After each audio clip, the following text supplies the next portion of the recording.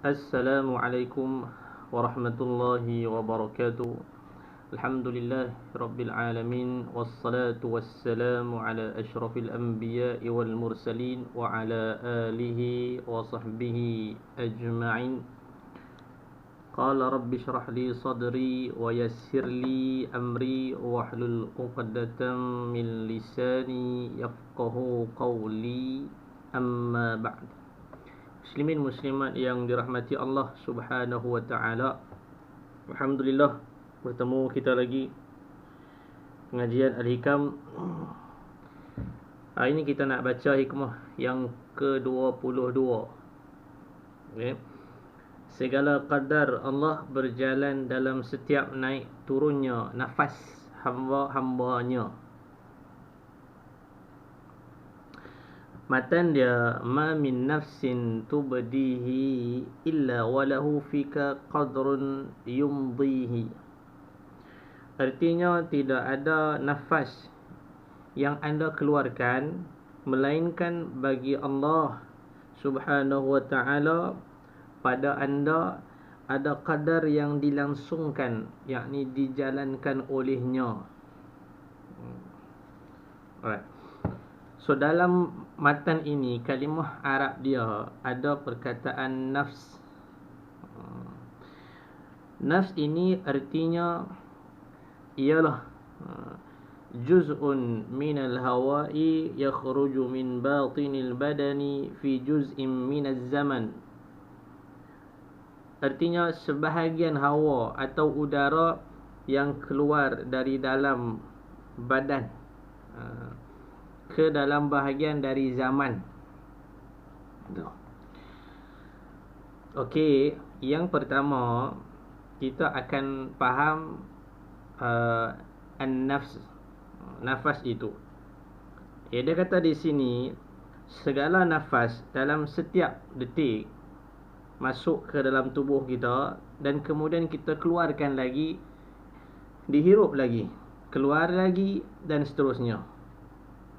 Esok nafas tu setelah dia keluar, setelah kita tarik lagi, sedut dia, buang, hembus.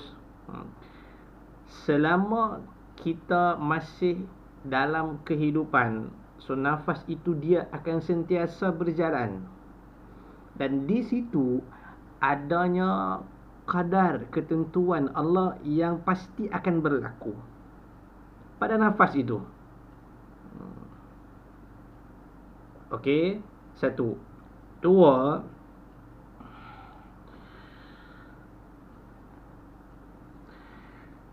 mengenai qadar Allah ini, dia ada dua bahagian, A dan B. Yang pertama, A, istilahnya mubram, iaitu sudah pasti, qadar ketentuan yang sudah pasti, yang sama sekali tidak ada usaha dari seorang makhluk pun. Kita tak boleh ikut campur dalam bab ni. Contoh dia seperti Allah jadikan matahari, Allah jadikan bulan, Allah jadikan syurga, neraka, mak ayah kita. Kita tak boleh nak minta tukar, kata ya Allah aku tak suka mak ayah aku, boleh tukar dah mak ayah yang lain. Tak boleh. Itu ketetapan yang manusia tak boleh ikut campur.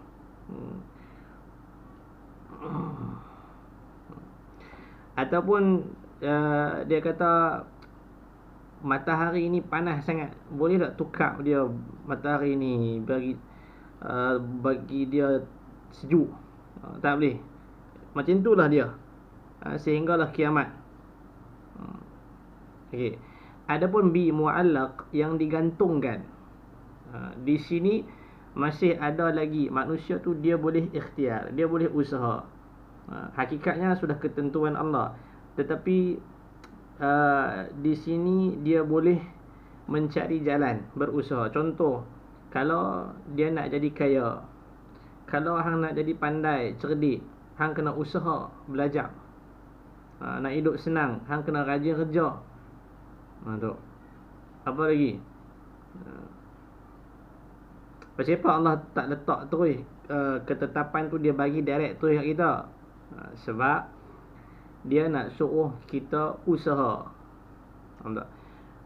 Sebagai seorang hamba yang hidup atas muka bumi ni, kalau tidak dia tak sebut liyabluwakum ayyukum ahsanu amala, untuk kami menguji di antara manusia ni mana satu dari kalangan mereka yang baik amalan dia. Mana satu orang baik yang suka hidup, yang suka buat baik hidup atas dunia ni. So dijadikan qadar mu'allaq ini, yakni qadar yang digantungkan supaya manusia itu ikhtiar.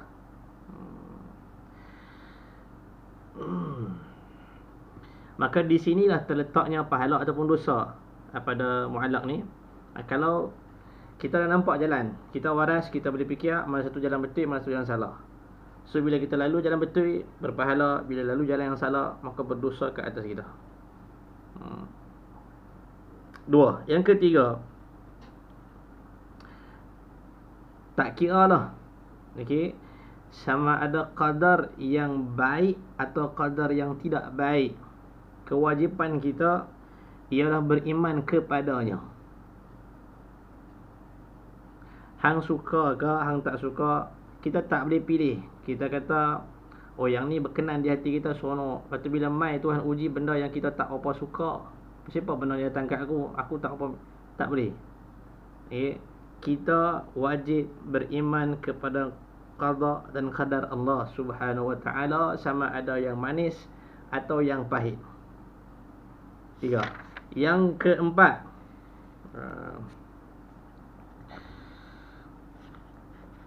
cara macam mana dia nak sambut qadar ini. Kita nak uruskan dia. Yang keempat, qadar Allah yang selalu berjalan dalam setiap nafas kita. Kita dah sebut yang pertama tadi.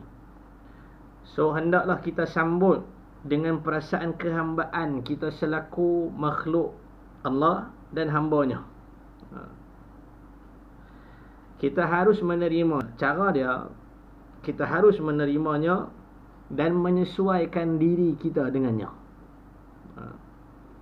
Yakni qadar dan qadar yang telah jatuh ke atas kita tu, kita mesti bagi selesa dengan qadar tu. Kita mesti menyesuaikan diri kita dengan apa yang Allah tentukan ke atas kita. Atau makna mudah faham, redha lah. Hati tu bagi sentiasa boleh terima. Itu nak kena proses. Maka bila dia dah boleh terima, dia dah boleh sesuaikan dengan qada dan qadar Allah tu, maka tingkatan ini adalah tingkatan yang mulia di sisi Allah. Orang yang macam ni, Tuhan tidak akan memberikan tingkatan martabat ini terkecuali kepada ahlul inayah. Siapa dia ahlul inayah ni? Dia orang yang dipentingkan oleh Allah dengan taufiknya. Maksud dia Allah sentiasa memberi hidayah dan taufik kepadanya. Sebab tu berkata sebahagian ulama tasawuf, barang siapa yang mendapatkan pada dirinya perubahan dan pertukaran dalam setiap nafas. Kalau hang sedar setiap nafas hang tu ada pertukaran padanya, yakni berlaku macam-macam hal, maka bererti dia seorang yang mengerti dengan maksud firman Allah Subhanahu wa ta'ala dalam Al-Quran, kulla yaumin huwa fi sya'. Maksud dia setiap hari Allah ada urusannya. Dia akan faham apa yang berlaku ke atas dia itu ialah ketentuan Allah, yang pasti akan berlaku. Okey. Habis, itu 4 benda. Kemudian yang terakhir, kesimpulan dia. Yang pertama, setiap nafas yang kita hirup dan kita keluarkan selalu diletakkan dengan qadar-qadar Allah Subhanahu wa ta'ala. Kerana itu semua kejadian pada diri kita adalah menurut qadar Allah Subhanahu wa ta'ala. Yang kedua, sambutlah. Kan bila kita dah tahu ketentuan yang berlaku ke atas kita dalam setiap nafas yang kita hembus dan kita tarik tu, yang kedua, sambutlah qadar-qadar itu, yakni qadar-qadar Allah itu dengan perasaan ubudiyah, kehambaan kita selaku hamba dia. Dan sesuaikanlah diri dengan redha dan tawakal, sehingga dapat sejalan dengan qadar-qadar Allah itu. Kita ikut dia, bukan dia ikut kita. Ya. Terimalah dan teguhkanlah keimanan kepada Allah dengan menyambut qadar-qadar yang tidak baik, qadar manis dan qadar pahit. Tapi jangan lupa kepada Allah. Semoga kita dengan kurnianya selalu dapat dituntun Allah kepada qadar-qadar yang baik dan manis. Yang ketiga, kesimpulan dia, bersihkanlah hati dari perasaan yang bukan atas qadar Allah. So ini penting bang. Okey, sebab tu ada sebuah syair menyebut segala qadar Tuhan pasti tembus dan berjalan, dan juga segala hukum-hukumnya. Kerana itu maka bersihkanlah hatimu. Ketentuan Allah ni pasti akan berjalan. So you bersihkan hati you dari perkataan min la'alla wa min law. Yakni perkataan la'alla itu mungkin begini dan mungkin begitu, dan perkataan law, yakni andainya kalau begini dan begitu. Dia kata ketentuan Allah tetap berjalan. Okey, hang suka ke hang tak suka ke, dia akan lalu juga. So hang mesti bersihkan hang punya hati tu dari perkataan kalau ataupun mungkin. Kadang-kadang benda tu dah jadi dah. Kita dah sebut dulu kalau. Benda tu dah jadi, kemudian dia kata kalau lah aku buat macam ni, tak boleh. Sebelum boleh, selepas tak boleh. Kita dah sebut dulu dari kemah yang keberapa dulu. Kalau sebelum, bukan selepas. Selepas tu kita kena terima dengan redha dan tawakal. Oleh sebab itu, alangkah baik dan sopan seorang hamba Allah yang hatinya dapat menerima dengan ikhlas dan redha segala qadar Allah yang terjadi atasnya. Hatinya tidak berkata dengan perkataan-perkataan barangkali harus begini, atau mudah-mudahan harus demikian. Dia tak ada langsung hati nak kata macam tu. Juga hatinya tidak berdebat, andainya kalau begini dan andainya kalau begitu. Bang, ini yang perlu kita proses. Okey, yang perlu kita proses. Tuan-tuan nak cakap apalah. Kita cakap apa, kita serah kepada Allah Subhanahu Wa Taala, di samping kita usaha, ikhtiar dan sebagainya. Marilah kita amalkan ajaran ini sambil kita bermohon kepadanya, semoga kita selaku hamba-Nya dapat diberikan kurnia taufik dan hidayahnya. Semoga ajaran ini dapat kita amalkan sebaik-baiknya. Kita selaku hamba Allah tidak dapat melepaskan diri daripadanya. Kerana itu kita harus memohon kepadanya sesuai dengan wahyu kitab suci-Nya yang telah tersebut di atas. Mudah-mudahan demikianlah hendaknya. Amin ya rabbal alamin. Selesai. So kita dapat 4 poin penting. Kemudian kesimpulan dia sikitlah kita sebut tadi. Antara yang pertama kita bahas tentang nafas, kita sentuh tentang nafas. Yang kedua, pembahagian qadar itu mubram dan muallaq. Yang ketiga, bahagian qadar ada yang baik dan ada yang tidak baik. Poin dia, kewajipan kita menerimanya dengan hati yang lapang. Dan yang keempat, ahlul inayah. Bila kita dah boleh terima ketentuan Allah, kita dah boleh sesuaikan dengan qadar dan qadar Allah itu, maka kita dinamakan dengan ahlul inayah, hamba yang sentiasa dipimpin oleh Allah Subhanahu Wa Taala. Kemudian yang terakhir, kesimpulan kita sebut sikit, ada beberapa poin penting yang kita sebut. Bersihkanlah diri kita, hati kita daripada perkataan kalau. Kalau apa mungkin ni, kalau boleh. Bukan tak boleh cakap, bukan tak boleh kata, tapi seeloknya lah kalau kita mau dekat dengan Allah, mau menghampiri Allah Subhanahu Wa Taala dengan lebih dekat, maka seharusnya kita buang perkataan itu dari dalam diri kita. Sekian daripada saya. Wassalamualaikum warahmatullahi wabarakatuh.